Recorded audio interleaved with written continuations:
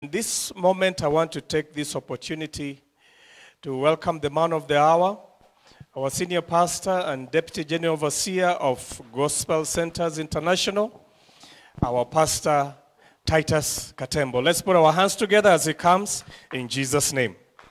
Amen.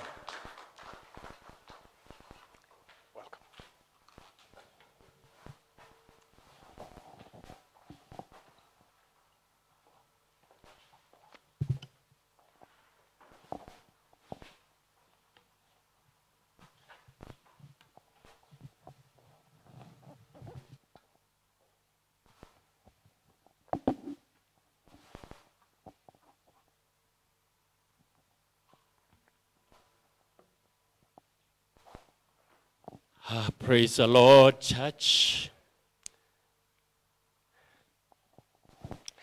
I believe you are well, and I appreciate your presence, tuning in and listening to us as we minister.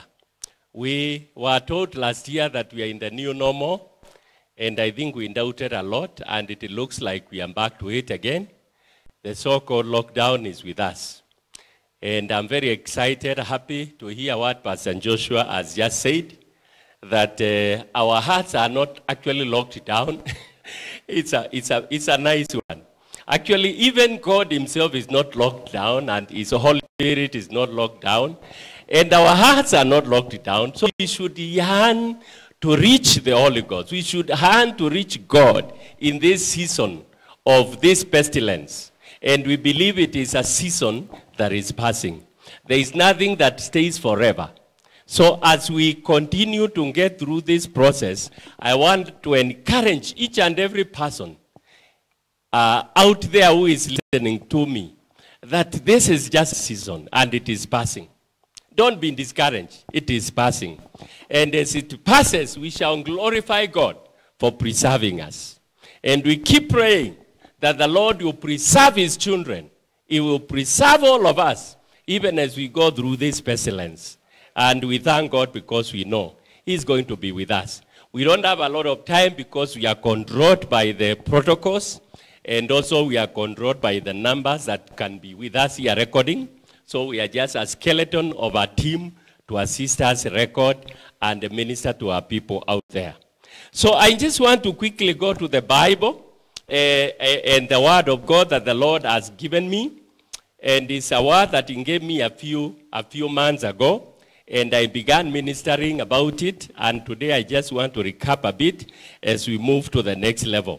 And it is about the spirit of discernment. Some of you may remember the spirit of discernment. And I want us to quickly again attempt to understand what discernment is. And discernment is the ability to obtain sharp perceptions or to judge well. In the case of judgment, discernment involves going past the mere perception of something and making nuance or judgments about it. Nuance is distinct or insightful something. Judgment about its properties or qualities. In its simplest definition, discernment is nothing more than the ability to decide between true and error, right and wrong. And this is very important for us to know that when we talk about discernment, is simply that ability to decide what is right and what is wrong. And it is important for us to believe God for this. The fundamental definition for Christian discernment is a decision-making process in which an individual makes a discovery that can lead to future action. In the process of Christian spiritual discernment, God guides the individual to help them arrive at the best decision. So in Christian discernment, it is God that comes and takes our faculties and helps us to make a right decision. And that is very important. So discernment of spirits is a term used in Christian theology to indicate judging various spiritual agents for their moral influence. for their moral influence. Hebrews chapter 5 verse 14. Read quickly about it. Hebrews 5:14 says, but strong meat belongs to them that are full of age, even those who by reason of use have their senses exercised to discern both good and evil. So we have senses within ourselves that needs to be exercised to be able to discern that is which is good and that is which is evil. And it's very important. 1 Corinthians chapter 2 verse 14 says, but the natural man receiveth not the things of the Spirit of God, for they are foolishness unto him. Neither can he know them, because they are spiritually discerned. A natural person is a person that is not operating with the Spirit of God. A person that is not born again. A normal human being who has nothing to do with the Holy Ghost. And therefore, this person can never understand things, because he looks at things of God as foolishness. Because these things of God are spiritually discerned. Many times you wonder why people don't believe in God. It is because you need the Spirit of God to discern so that you can believe in God. Bwana asifiwe sana. The spirit of discernment is a gift from the Holy Spirit. It comes from the Holy Spirit itself. So when we talk about the spirit of discernment, we need to know that we can't just get it. But it is a free gift again from the Holy Spirit. So when we believe God and we get the Spirit of God, then it is a package in the spiritual giftings that are in the Bible, where we get the spirit of discernment. And it's important when you are praying, saying, God, fill me with your spirit, so that I can get the spirit of discernment. Because when you get the spirit of discernment, then you are very able to make certain distinct decisions on issues that are complicated, issues that need a decision. And that decision could be right or could be wrong. And therefore, that's where you need this spirit of discernment. And that's why I need to teach the church to aspire and to desire the spirit of discernment, so that we don't make these usual mistakes that many people make today. There are people who make terrible mistakes simply because they cannot discern the right thing or the wrong thing. So it is important. 1 Corinthians chapter 12 verse 8 to 10. 1 Corinthians 12 chapter 12 verse 8 to 10. The Bible says, for to one is given by the Spirit the word of wisdom, to another the word of knowledge by the same Spirit, to another faith by the same Spirit, to another the gifts of healing and by the same Spirit. Verse 10 says, to another the working of miracles, to another prophecy, to another discerning of spirits. That's what I wanted to show you in verse 10. That discerning of spirits is part of the package that God gives you when you get filled with the Holy Spirit. It's a gift, and it's a free gift from the Holy Spirit. Then it continues to another, diverse kinds of tongues, to another, the interpretation of tongues. And then for you to receive it, you need to be filled by the Holy Spirit. It's as simple as that. So when some of us keep asking, how do I get this spirit of discernment? You need to go beyond just saying I'm born again and get filled with the Holy Spirit. When you get filled with the Holy Spirit and you are bumbling with the tongues, the package of being filled with the Holy Spirit comes together with the spiritual giftings. And that is where you pick the spirit of discernment. And the church, I encourage all of us to desire to be filled with the Holy Spirit. And desire that gift of discernment, because it will help us. And quickly, I just want to take you through the need for the spirit of discernment. Because sometimes you may wonder, why am I emphasizing this gifting? Why am I so keen about the spirit of discernment? When God created man, and all of us know in Genesis chapter 1 verse 31, he created and said, this is good what I have created. It's very good. So he created us good people. He never created bad people. He created good people. And even in Psalms chapter 139, verse 14, he says we are fearfully and wonderfully made. So we are beautiful creatures of God. He created us to enjoy this life and to be happy and to do great things in this kingdom, to leave a mark in this world. And just to divert a bit, I want to tell us, church, and the people that are listening to me, when you come into this world, don't just get out of this world the way you came. Please work hard to leave an impact in this world. You need an impact, something that people call legacy, what you can be remembered about. So it's important that we aspire to get deeper in the spiritual things, so that God will give us these giftings. When we get these giftings, then we can leave a mark in this world. We can do things in this world that we can be remembered about. And it is very important. So God created us as good people and looked at us and says, behold, this thing that I've created is good. Hallelujah. So you are blessed and you are wonderfully and fearfully made. God bless you so much. The differences in people's success that we see in more often than not is dictated by the decisions we make. So when you look at yourself and another person, the difference between what they are succeeding in and what you may not be succeeding in, it is the decisions people make. So making decision is so important because it will give you ahead, you know. You will be a bit ahead of others depending on how you make decisions. I hope I'm clear on that. Some of the decisions we make are right or wrong depending on our capacity to discern. I'm still coming back to the spirit of discernment. Some of the decisions you make or you have made, and you can go behind and remember some decisions you made. Last Sunday, Pastor Joshua was preaching about some things that, things we remember that still hold us back. The old things that we messed up behind, and they are still holding us back. Yeah?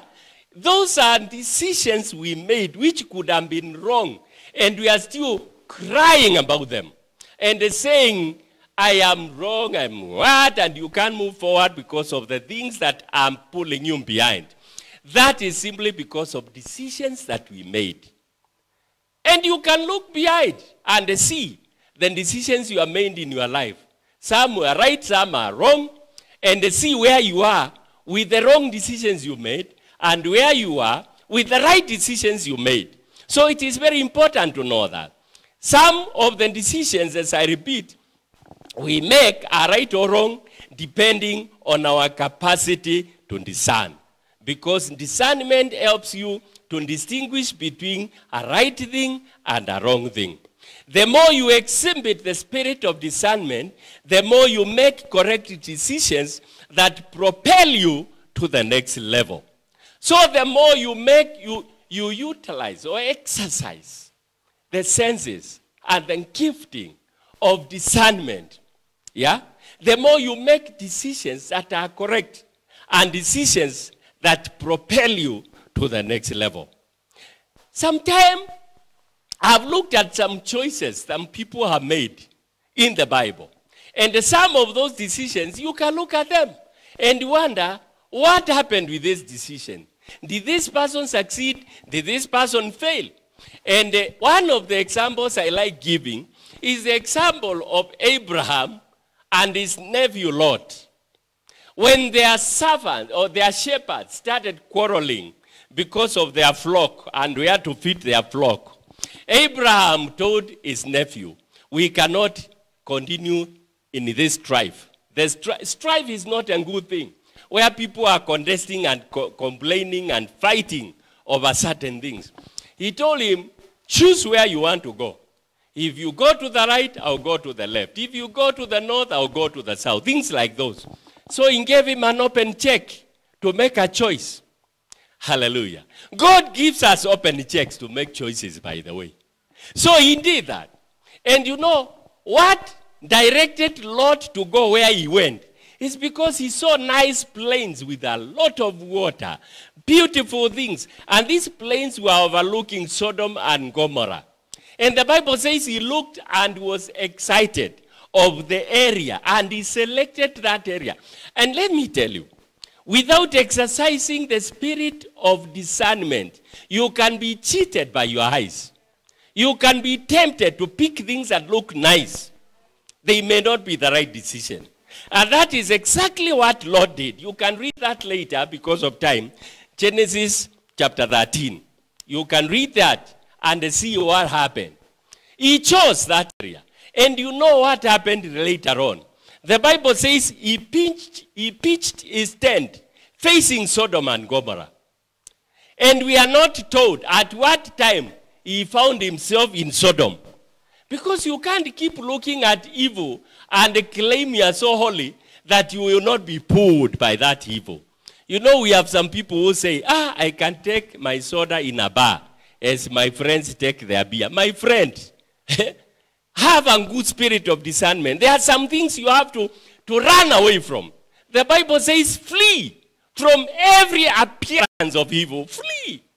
So if you have some company that is strange, don't stay with that company, because that company will pull you slowly, like Lot was pulled slowly, and he found himself in Sodom.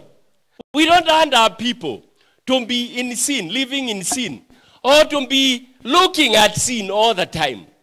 And when you look at sin all the time, your mind keeps thinking of what you see every now and then. And that is what happened to this guy called Lot. And Abraham moved on the other side, and the Bible says he prospered. The spirit of discernment. If Lot had used the spirit of discernment, he would have discerned, although there is good water and the plains and grass for my animals, this is not a good place. Hallelujah.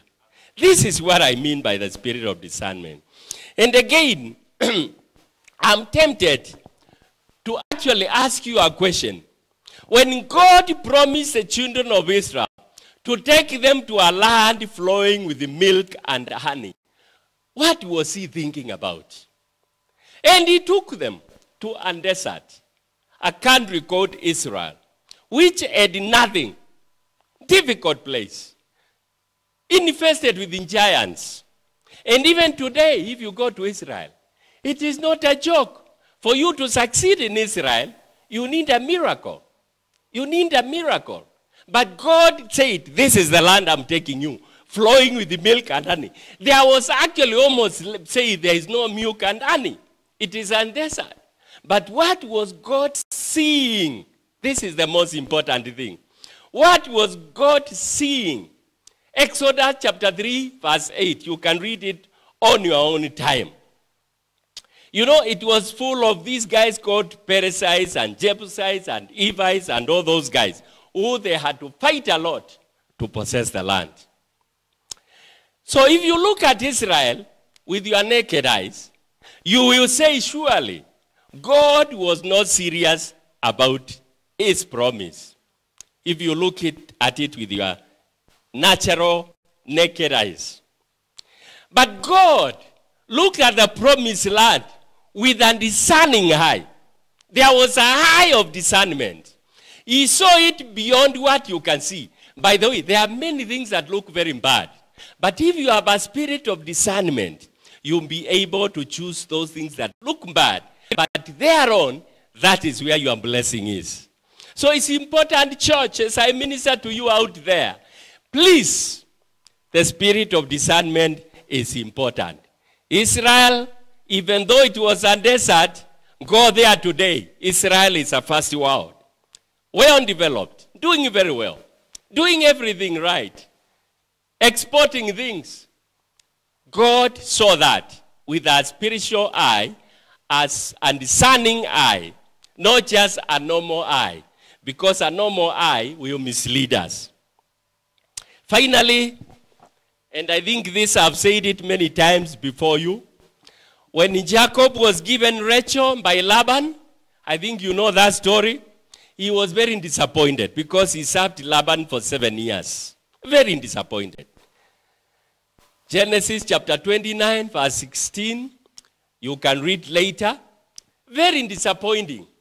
Because he loved Rachel. He looked at Rachel. She was so beautiful. You know, Leah was not as beautiful. She had a problem with her eyes. She never looked as good. You know?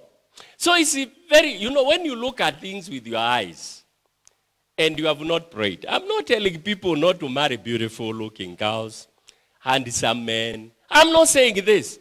I'm saying even as you get into this handsome man and this beautiful girl, you need to pray for God to give you a spirit of discernment. Behind the beauty, there is other thing you may never stay with. There is character. Behind the muscles, women love muscles. There is character. Hallelujah. Behind all those beautiful things, there is something called character. There is something called character, which is very important. And therefore, you need a spiritual eye, not just a natural eye, to look at women and to look at men, or to look at a job and choose which job you want to have, my brethren. It's important for you to know that. So, when this is my revelation, that when, and my thinking, and when Jacob was given Leah, he decided to work again for another 7 years to get Rachel. So he had 2 wives. I'm telling you the quarrel that was in that family. The fight that was in that family. The challenges that were in that family. Until they started competing. First of all, Rachel could not get a child for a long time. Until he gave his own servant, a maid, to Jacob to get children. Because the other one, they were competing who gets more children than the other. And you know, Leah, the one he didn't love, she was just giving children without problems. No challenges. And then this other one is waiting there saying, oh my God, my husband will hate me because I don't have children. She offered a house help. Now the other one gave children up to, I think, 41. Then she stopped bearing children. She also offered, because they are competing. It was a terrible thing. I'm telling you, you can be pushed into a situation as a man or a woman because of the choices you have made to even get into sin. Because now there was fighting all over. The man, all the children, by the way, for those who don't know, the children of Jacob, all of them, the 12 of them, some are born from the maids, not from the wives. For you who may not have known. And I mean, you know, in my opinion, and in what we believe today, if you are getting children from 4 wives, will Jesus be approving such a thing? So we can get into sin because of decisions we have made. People are quarreling, fighting, but they are yours. What do you do with them? I can tell you, if Jacob would have discerned with a spiritual eye, he would have said, okay, I'm being shortchanged. This is my wife. Let me keep this wife. And God would still have accomplished his promises with the wife. After all, Judah came from Leah. Today we are in the lineage of Judah. Who came from Leah, not from Rachel. And that is important. So I believe if actually Jacob would have just picked this woman, which he was being shortchanged, you never know in the spiritual world what was happening. That is what my revelation is all about. It may be right or wrong, but I can tell you, Jacob would have lived a more peaceful life with one woman, and he was going to get a man of God called Judah. And the Levites are from the line of where? From Leah, not Rachel. The Levites. Hallelujah.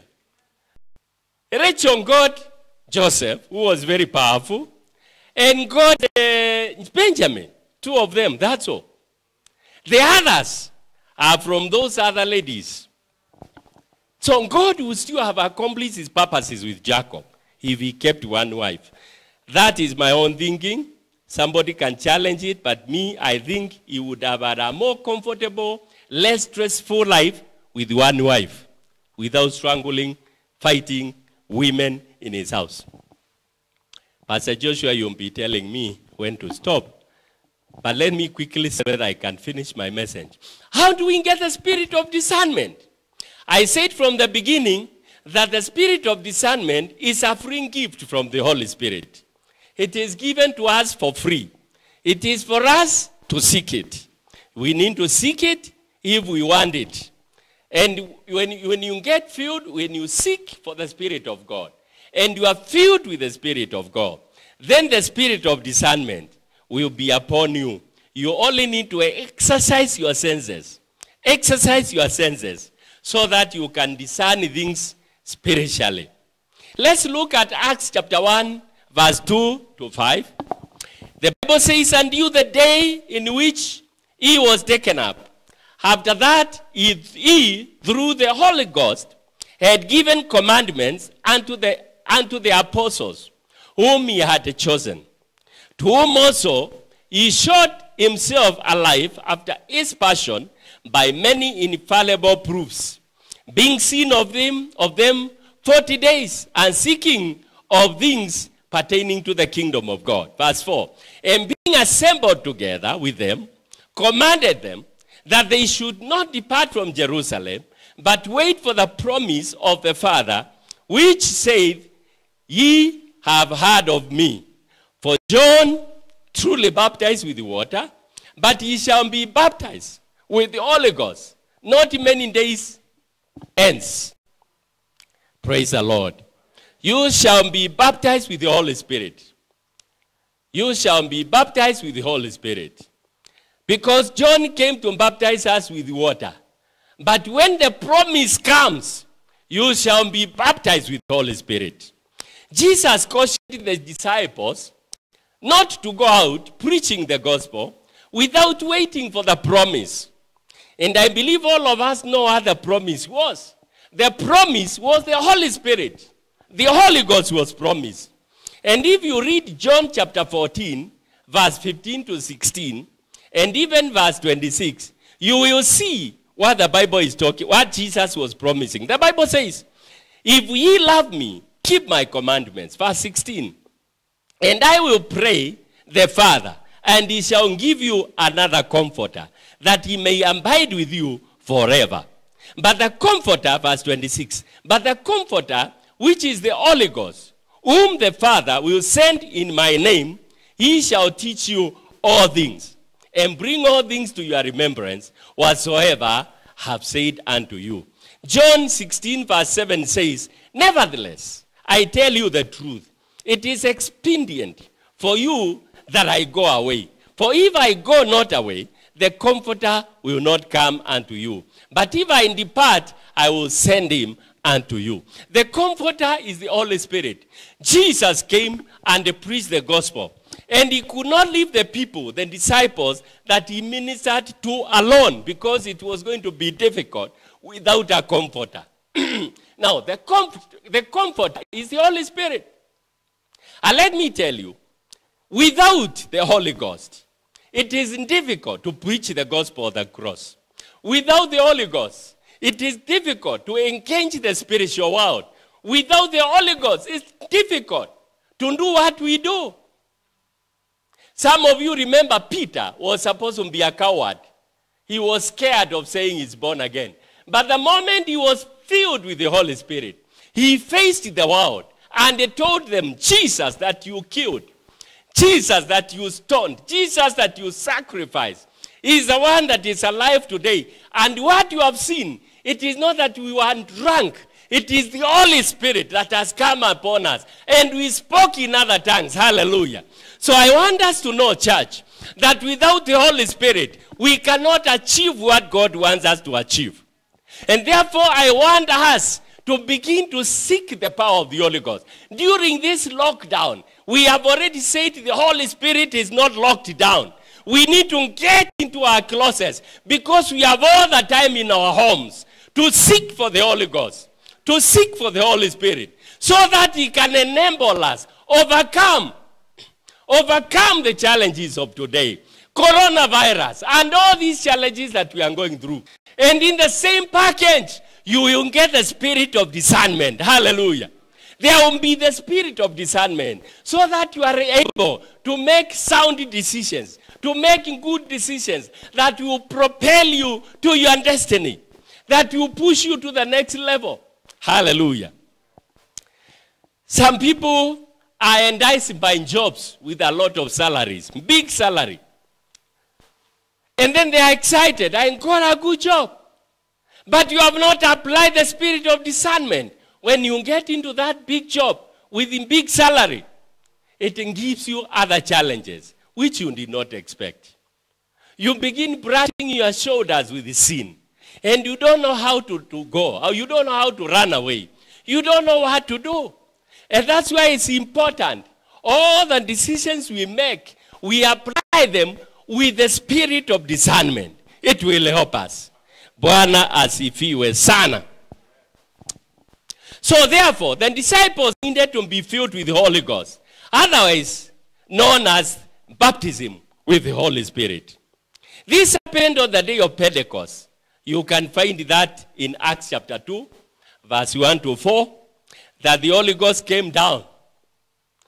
And you know when he came down, they received power. Hallelujah. They received power. Tell somebody, if you are with somebody in your house, they received power. And this power gave them the authority, gave them the capacity and the ability to preach the gospel without fear. At one point, Paul faced King Agrippa and preached to the king. And the king said, you nearly converted me. That is the power we are talking about. When you operate with this power, church, I'm telling you, nothing will stop you.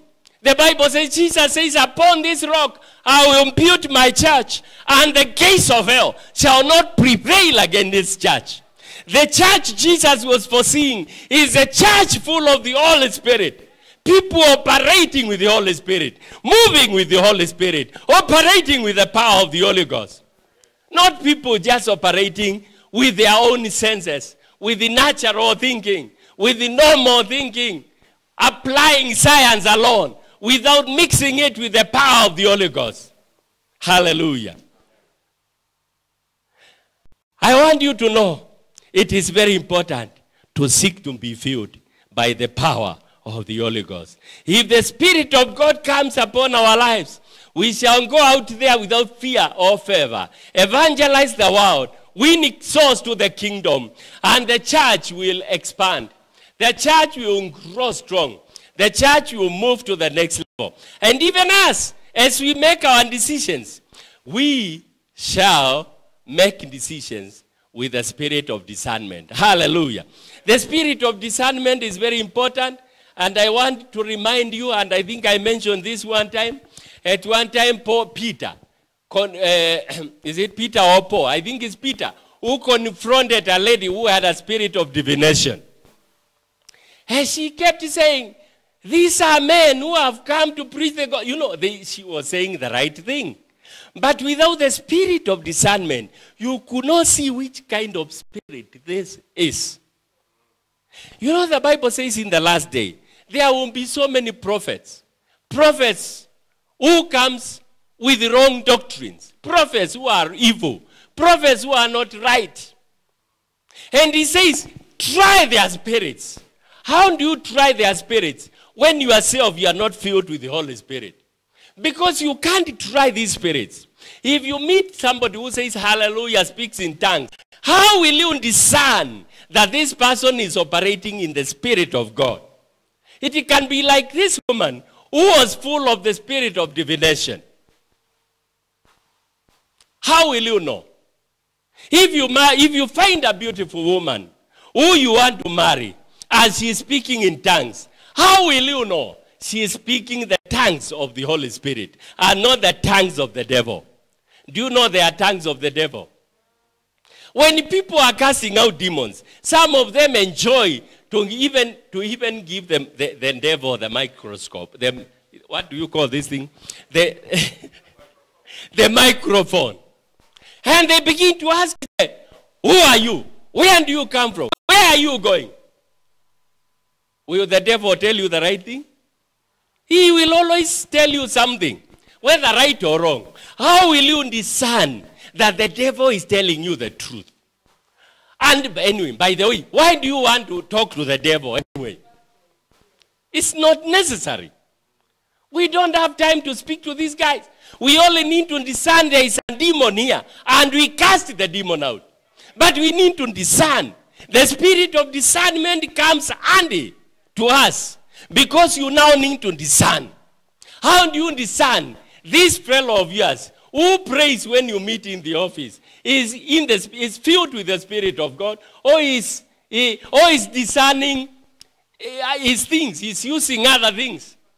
So it is important, church. I tell you, from the bottom of my heart, we need to get deeper and begin to seek the baptism of the Holy Spirit. The baptism of the Holy Spirit. It will help us.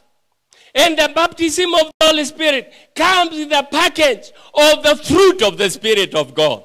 There is what is called the fruit of the Spirit, which comes into your life. Then you become a better human being. You become a better person. If you look at Galatians chapter 5, verse 22, the Bible says, but the fruit of the Spirit is love, joy, peace, long-suffering, gentleness, goodness, faith, meekness, temperance. Against such there is no law. Against such there is no law. Verse 24. And they that are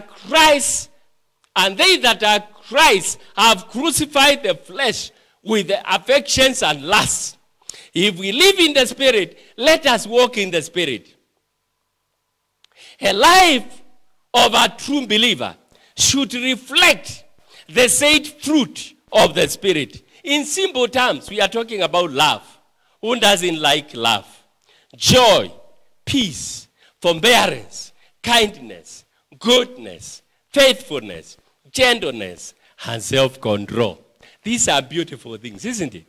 This is what accompanies a spirit-filled person. And you can know them by the way they behave, by the way they can forbear. You know, wengine wanasema mimi nakuanga na hasira sana. My friend, look for the Holy Spirit. Hiyo hasira itapotea. Or do you think Pastor Joshua ana hasira? Pastor Joshua ni mpole sana, lakini nakuambia ako na hasira. Hasira ikitoka, lakini there is that power that suppresses hasira. Hata mimi nakuanga na hasira, lakini hamjui. Kwa sababu there is the power of the Holy Spirit that suppresses. Why am I always smiling even when things are tough? Because there is joy in the Holy Spirit. The fruit is good. I want you, church, to embrace the fruit. And those small things that you are quarreling about will disappear. Because the Spirit of the Holy Ghost is love. Loving one another. Joy. Having peace. Who doesn't like peace? Forbearing one another. Being kind. Being good. Faithful. Gentle. And with self-control. Some people say, I could not control myself. You just need the Holy Spirit. Hallelujah. You know, we have men who beat their wives.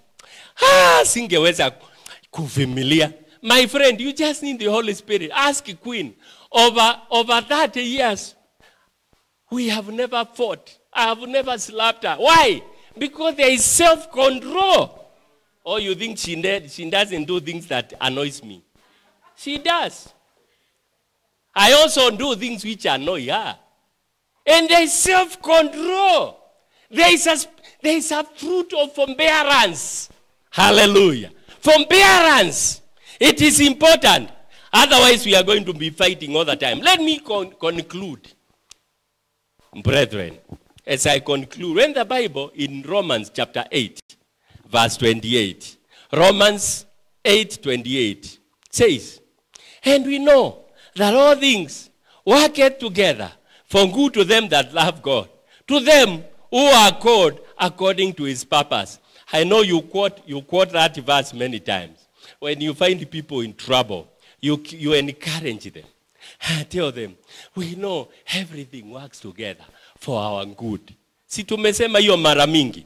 We say all these things. But what was Paul thinking when he was saying those words? This is nothing than the spirit of discernment.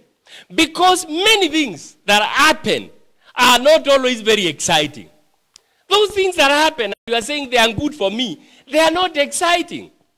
But what Paul was seeing, he was looking at it with the spirit of discernment. But Paul says it's good for them that love God according to his purpose. God sees things according to his purpose. This is very important. God looks at what he's doing according to his purpose, but not according to your purpose. That is why some of them are hurting. They are very complicated and difficult. That's why we need the spirit of discernment to see where the purpose of God is, so that we are not always annoyed when things happen. He is doing it according to his purpose. And you need the spirit of discernment so that we can be together in tandem within God's purpose. Hallelujah. Hallelujah. I believe you have heard the gospel and you are ready to embrace the spirit of discernment. I welcome you, church, to seek the Spirit of God, to seek for the baptism of the Holy Spirit. And those that are not born again, to get saved, because it's important to get saved. And then when you get saved, now you can seek to be filled with the Spirit of God. Some of you keep arguing. When I get saved, I still get the Spirit of God. Yes, you do. But I'm telling you, there is something called baptism, where you are immersed inside the Spirit of God. That is what we need. So that you can exhibit the fruit of the Spirit. You can get a package of the giftings that are in store for us. And you can serve God with the fulfillment. Hallelujah. Let's pray. Father, we thank you this morning. We thank you for the message that has come to us today. I believe it is going to touch us, and it has touched us, and it's going to change our hearts. And I believe as people seek your Spirit, as people seek the baptism of the Holy Spirit, they will be baptized with the Holy Spirit. And they will come out of there with the power. And they will get the gift and the spirit of discernment, so that they can operate doing right things in the right time. And they can discern the purposes of God in their lives. Father, help us today. Bless us even as we move around. As we walk around, the spirit of discernment will guide us and help us to know where to go and where not to go.